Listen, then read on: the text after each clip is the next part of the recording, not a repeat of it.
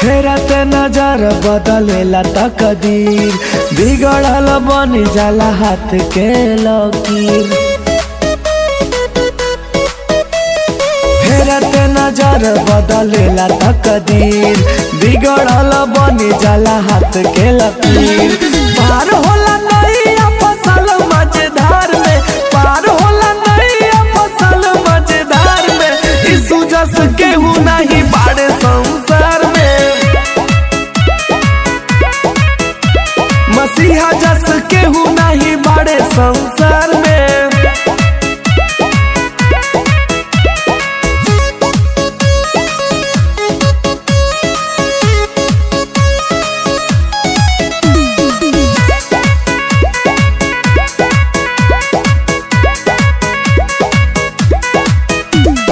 पाप क्षमा कह दिल चंगाई, पथिया छाई के दिल दरसाई।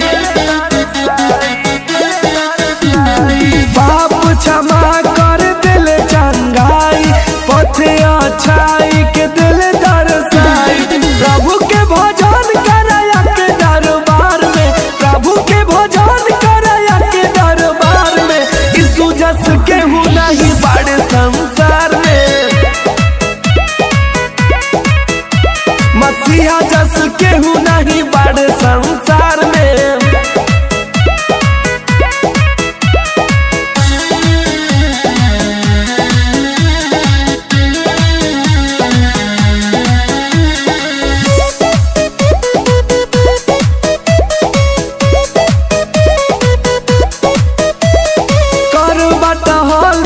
चर्च के अरिया दुख दूर हो जाला फेरते नजरिया।